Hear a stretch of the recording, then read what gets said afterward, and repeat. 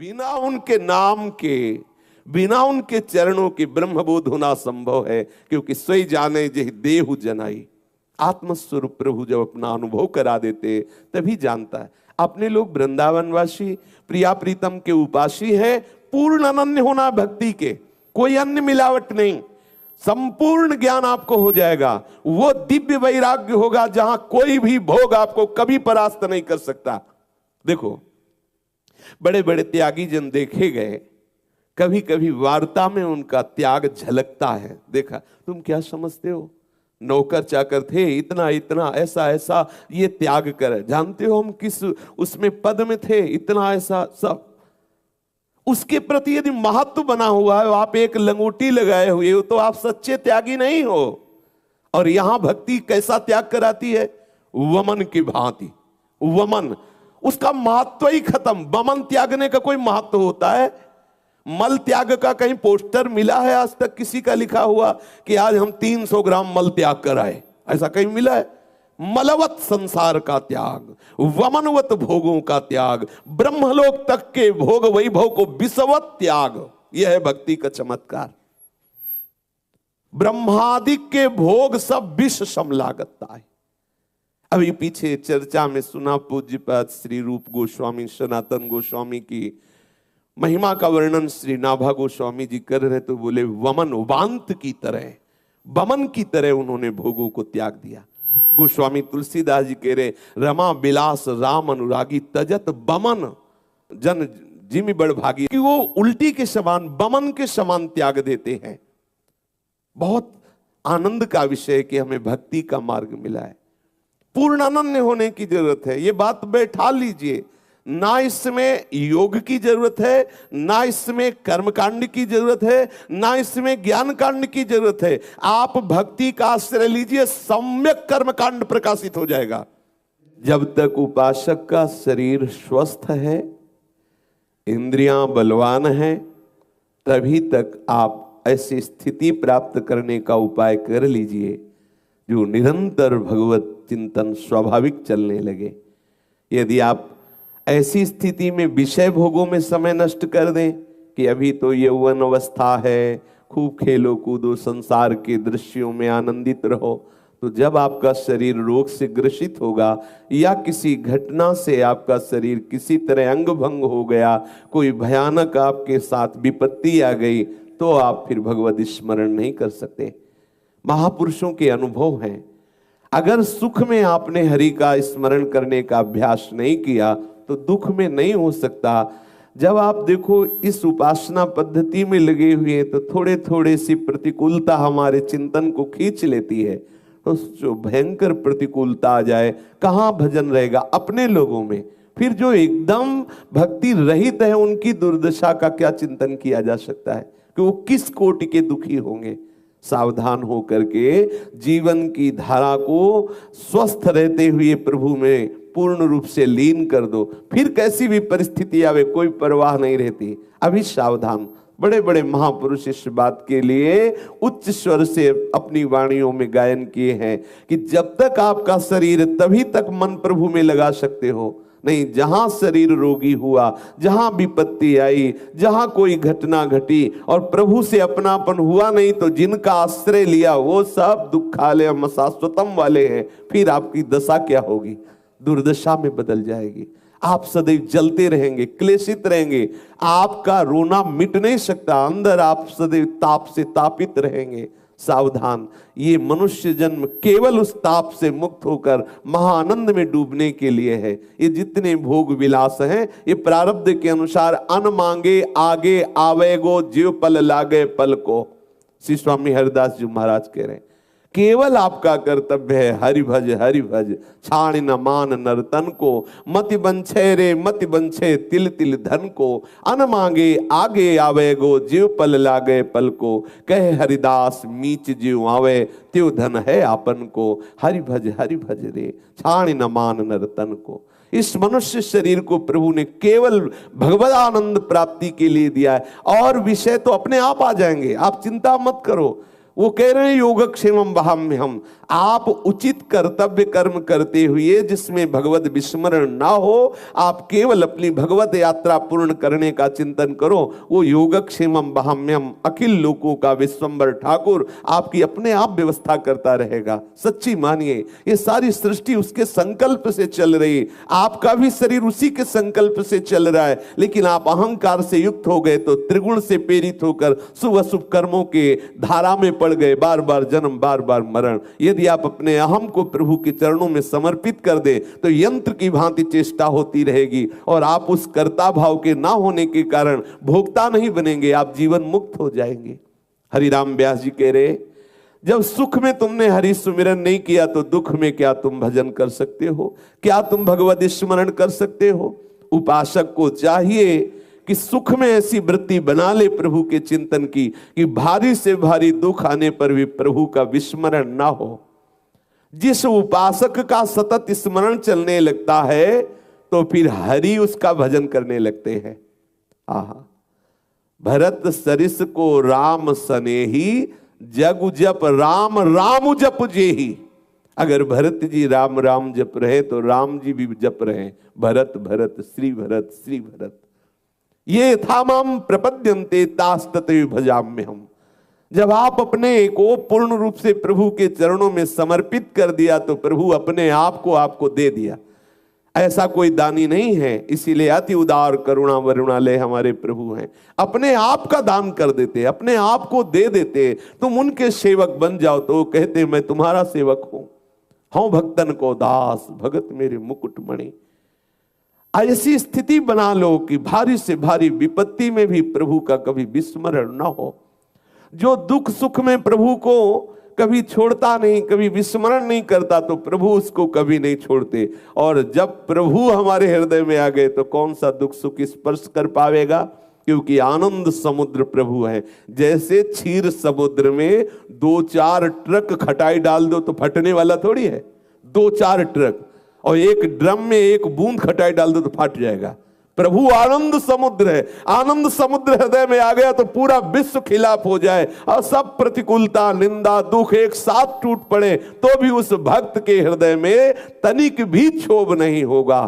शास्त्रों में वर्णन आता है, महाप्रलयंकारी स्थिति में भी भक्त प्रसन्न रहता है। क्यों? क्योंकि हृदय में आनंद समुद्र। जैसे क्षीर समुद्र में कितनी भी खटाई डाल दो फटने वाला नहीं, ऐसे ही आनंद समुद्र कितना भी दुख आ जाए वहां कुछ बिगड़ने वाला नहीं। पर स्मरण के द्वारा आनंद समुद्र प्रभु को हृदय में विराजमान करो, जागृत करो। वो पर्दा लगाए हुए सुप्त अवस्था में है, थोड़ा नाम कीर्तन भगवत भक्ति करके पर्दा हटाओ और देखो जहां प्रभु प्रकाशित हुए आनंद ही आनंद। बिना उनके प्रकाशित हुए आप दुख सुख के इस थपेड़े से नहीं बच सकते। ये दुख सुख हमारे मन को ऐसे बांधे हुए है, जरा सी प्रतिकूलता में हम खिन्न हो जाते हैं, भगवत स्मरण छूट जाता है। क्या हमारी भक्ति अभी रंग लाई है? हरिराम व्यास जी कह रहे हैं, दुख सुख जब लगी भक्ति न तब लगी, यह भागवत बतावे। शास्त्र ऐसा कहते हैं, जब तक दुख सुख का प्रभाव तुम्हारे मन में पड़ रहा है विशुद्ध भक्ति नहीं है। विशुद्ध भक्ति का प्रभाव है कि कोई भी सुख दुख का वेग आपके हृदय को छू नहीं पाएगा। अध्यात्म नित्या विनिवृत्त कामा द्वंद्व विमुक्ता सुख दुख संगई। सुख दुख का कोई प्रभाव उसके हृदय में नहीं पड़ेगा। देखो अपने लोगों की स्थिति क्या ऐसी भक्ति में है कि हमें सम्मान प्रिय न लगे, अपमान अप्रिय न लगे, कोई भी अनुकूल परिस्थिति में हर्ष ना हो, प्रतिकूल परिस्थिति में शोक ना हो, ना कुछ सुखद रह गया है ना कुछ दुखद रह गया है, सदैव आनंद ही आनंद। सदा भक्तों के हृदय में आनंद रहता है। क्या अपने हृदय में ऐसी स्थिति है? नहीं है तो बेचैन हो जाइए ऐसी स्थिति प्राप्त करने के लिए। और उसका उपाय है संतों का संग करके निरंतर भगवत स्मृति जागृत करना। एकमात्र भगवत स्मृति जागृत, सब कुछ हो जाएगा। तुम्हें अन्य चिंता बिल्कुल नहीं करनी। इसीलिए आज के सत्संग में सबसे पहले वर्णन हुआ, सबला भक्ति का आश्रय लिए हो। भक्ति पुष्ट होती है हरि स्मरण से। आप हरि स्मरण पर ध्यान दीजिए, सारी स्थितियां आपकी जागृत हो जाएंगी। एक जगह पढ़ा कि जितने सुदर्शन जय विजय नंद सुनंद आदि ये दिव्य सर्व सामर्थ्यशाली भगवत पार्षद हैं, जिसके मुख से निरंतर नाम चलता रहता है, ये सदैव उसके अंग में विराजमान रहते हैं। जितने भगवत पार्षद है उस नाम जापक के अंग में विराजमान रहते हैं। जितनी दिव्य शक्तियां हैं सब उसकी सुरक्षा में रहती हैं, जो हरि का सदैव नाम स्मरण करता रहता है। भक्ति की परिपक्वता दिखाने के लिए, जगत में अपने भक्त की महिमा प्रकाशित करने के लिए प्रभु कोई लीला करे, वो बात अलग है। नहीं, जिसके मुख में नाम चलता है, बड़ा आनंद मिला इस बात पढ़ करके कि जितने भी भगवत पार्षद है वो सब उसके अंग में विराजमान। इसीलिए भक्तों को दिव्य चिदानंद शरीर वाला कहा जाता है। दिव्य शब्द भगवत पार्षद उसके शरीर में प्रकाशित हो जाते हैं, दिव्य शक्तियां उसकी रक्षा में रहती है, जो सदैव भगवत स्मरण परायण रहता है। सब वैभव ज्ञान का, वैराग्य का उसके हृदय में जागृत हो जाता। आप केवल एक बात पकड़िए, हमें सबला भक्ति का प्रकाश अपने हृदय में करना है। महाबलशाली भक्ति जिसके अधीन प्रभु है। प्रभु को भक्ताधीन कहा गया है।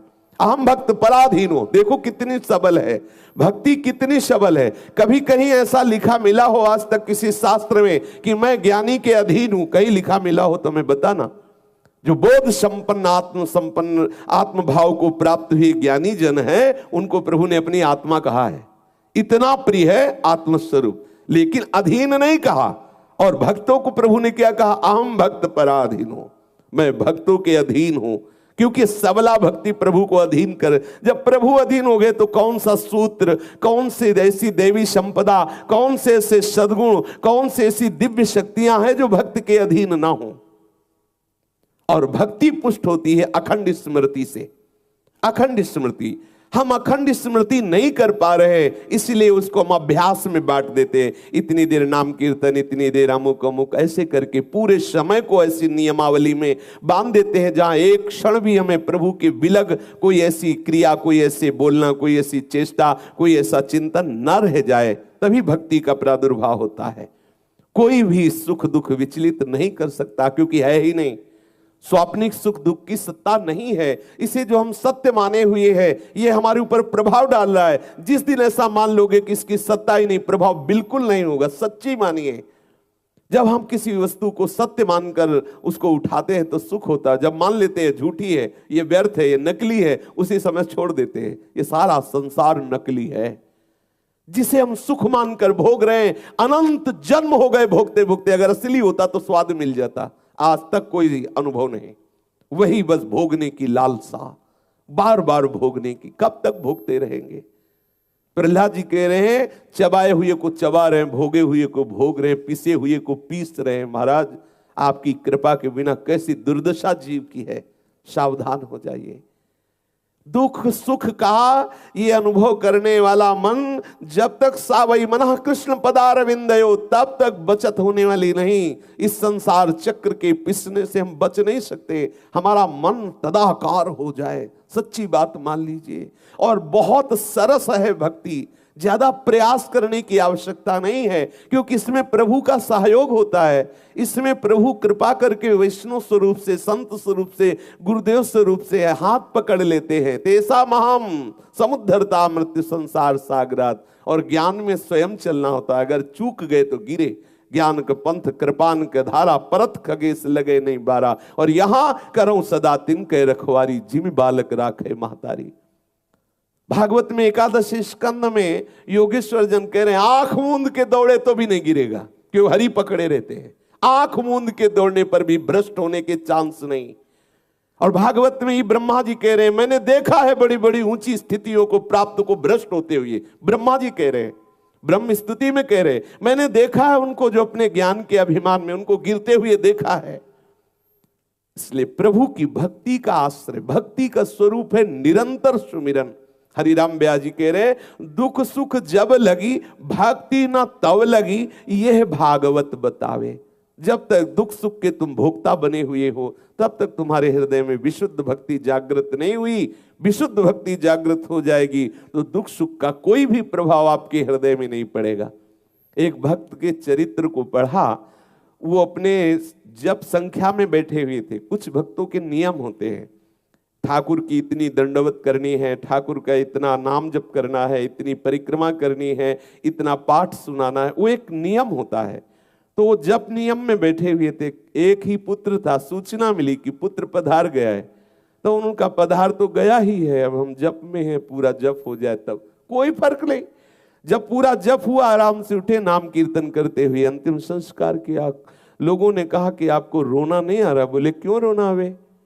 रोना तब आता है जब अपनी कोई वस्तु जाए। अरे वो प्रभु का था, प्रभु जितने समय के लिए सेवा के लिए भेजे थे उतने समय के लिए आया, फिर गया प्रभु के पास, हमें क्यों रोना? वो हमारा होता तो रोते, वो तो प्रभु का है। ये भक्ति होने के कारण दुख सुख का कोई प्रभाव नहीं पड़ता। सच्ची मान लीजिए, भारी से भारी दुख भी उसके लिए आनंद का विषय होता है, क्योंकि दुख सुख का भोक्ता मन प्रभु के चरणों में लगा होता है। यदि हमें दुख सुख व्याप रहा है तो अभी विशुद्ध भक्ति नहीं आई, ये हृदय में देख लीजिए। अगर हमें अनुकूलता प्रतिकूलता व्याप रही है, मान सम्मान व्याप रहा है, निंदा स्तुति व्याप रही, तो अभी भक्ति नहीं आई। विशुद्ध भक्ति का स्वरूप यही है, दुख सुख का, मान अपमान का, निंदा स्तुति का प्रभाव नहीं पड़ता। सेवक जी ने कहा, शत्रु मित्र सम जानी, मान मान अपमान सम, दुख सुख लाभ न हानि, यह जो कृपा हरिवंश की। आचार्य कृपा, गुरु कृपा, इष्ट कृपा का ऐसा प्रकाश हृदय में, उपासक के हृदय में, वो प्रकाश भक्ति ही है, जहां ना कोई शत्रु है, न मित्र है, न मान है, न अपमान है, न दुख है, न सुख है, न लाभ है, न हानि है। सोचो कितना आनंद का विषय है, जहां न लाभ है, न हानि है, न मान है, न अपमान है, न सुख है, न दुख है, न हर्ष है, न शोक है, न जन्म है, न मृत्यु है। ऐसा इस शरीर में रहते हुए ऐसा वो विदेह हो जाता है, जीवित इस शरीर में रहते हुए वो जीवन मुक्त हो जाता है। भक्त को ये परवाह नहीं होती कि मरने के बाद भगवान मिलेंगे, मरने के बाद कोई परम पद मिलेगा। जीते जी वो परम पद में है, जीते जी वो जीवन मुक्त है। आपका सतत स्मरण चलने लगे, फिर आप देखना आपको कैसा अनुभव होता है। मृत्यु खिलौना लगने लगेगी, कोई भी दुख आपको परास्त नहीं कर पाएगा। तब तक आप सहते हुए आगे बढ़ो, जो भी परिस्थिति आ रही, बार बार नाम स्मरण, सतत स्मरण हमारा खास बात है, हमारा प्रधान साधन है। सतत स्मरण, सतत स्मरण, किसी भी स्थिति में एक क्षण के लिए भी, देवर्षि नारद जी कहते, आधा क्षण भी नाम न छूटना चाहिए, भगवत स्मरण न छूटना चाहिए। तब आप ऐसी स्थिति को प्राप्त होंगे जहां कोई दुख सुख आपको हिला नहीं सकता। दुख सुख झूठो संतत साचो, हरि हरि जन मुहि भावे, सुख दुख छूटे सुख सनकादिक, नारद हरि गुण गावे। श्री हरिराम व्यास जी कह रहे, ये दुख सुख झूठा है। जैसे स्वप्न का दुख सुख, जब जगे तो दोनों झूठे थे। जैसे स्वप्न में कोई मित्र बना कोई शत्रु बना, लेकिन जगे तो हम अकेले थे, कोई नहीं था। ऐसे ही ये जागृत अवस्था में जो आप देख रहे हो, ये मोह निद्रा में तुम अनेक प्रकार के संकल्प रूपी स्वप्न देख रहे हो। मोह निशा सब सुवनिहारा, देखे स्वप्न अनेक प्रकारा, यही जग जामिन जागे जोगी, परमार्थी प्रपंच भी होगी। ये जैसी हरिवंश प्रपंच विषय रस मोह के, ये मोह के कारण संसार में सुख दुख का अनुभव हो रहा है। अज्ञान अविद्या, मोह गए बिनु राम पद होई न दृढ़ अनुराग। जब तक ये मोह नहीं जाएगा तब तक विशुद्ध भक्ति नहीं।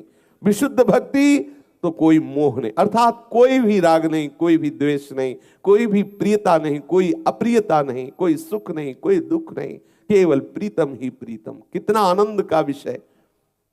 श्री सुखदेव जी, श्री नारद जी, श्री सनकादि जी, ये सब दुख सुख से छूटे हुए महापुरुष हैं और हमारे प्रभु का जस गान निरंतर करते रहते हैं। उपाय भी बताया, बोले दुख सुख छूटे हुए सुखदेव जी, नारद जी, सनकादि जी हैं जो निरंतर हरियस गाते रहते हैं। ये उपाय है, निरंतर उनका नाम, उनकी रूप, उनकी लीला, उनके चिंतन में मगन रहना, दुख सुख की स्थिति से ऊपर उठ जाना, दुविधा से ऊपर उठ जाना, भगवदाकार वृत्ति हो जाना। बड़ा रसमय विषय है।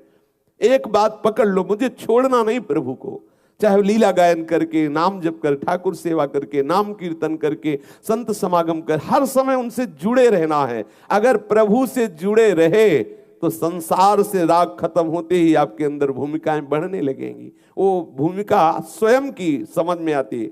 श्री हरिवंश प्रमाण मनम, आपके मन में प्रमाण आ जाएगा आप किस भूमिका के उपासक हैं। कितना प्रभाव संसार का आपके ऊपर पड़ रहा है, कितना प्रभु का पड़ रहा है, ये उपासक को जांचते रहना चाहिए। हरिराम व्यास जी कह रहे, ये विधि निषेध गुण दोष दुख सुख ये विषयीन बांध ही नचावे। ये विषयी पुरुषों को नचाते हैं, भक्तों को नहीं नचाते।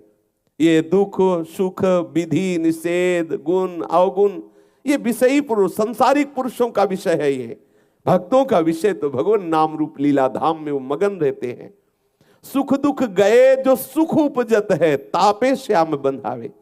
जो सुख दुख के ऊपर सुख है, जिस सुख में दुख का लवलेश भी नहीं है, ये सांसारिक सुख दुख नहीं, वो भगवदानंद जो नाम जपने से सुख मिल रहा है, जो लीला गायन से, लीला श्रवण से, लीला चिंतन से, ठाकुर सेवा से, संत समागम से जो सुख मिल रहा है, उस सुख से श्याम सुंदर को बांधा जाता है।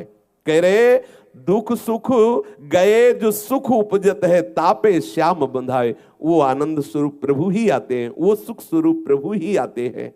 हरिवंशी हरिदासी सेवत व्यास तहां बन पावे। हरिराम व्यास जी कह रहे हैं, हरिवंशी और हरिदासी का सेवन करने से हमें श्री वृंदावन का वैभव प्राप्त हुआ, वृंदावन का प्रेम रस अनुभव में आया।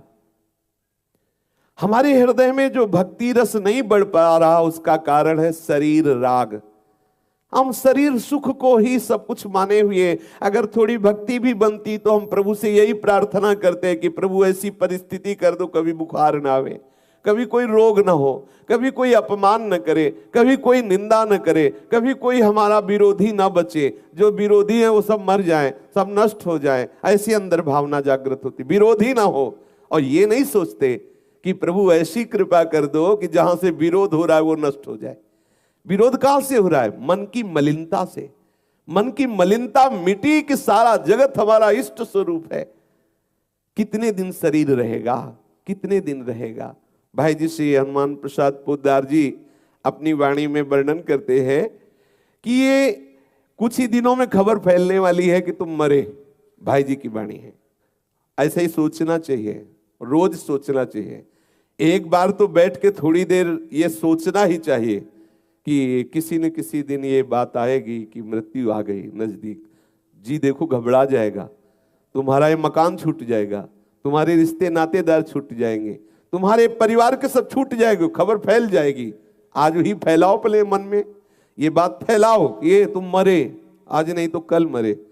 और यहाँ क्या फैलाया जाता है? अरे मौज लो, जब मरना है तब मरना। नहीं नहीं, ऐसा नहीं, जब मरना नहीं, पता नहीं किस क्षण मरना है, इसलिए हर समय तैयार रहना है। ये उपासक और संसारी पुरुष में अंतर है।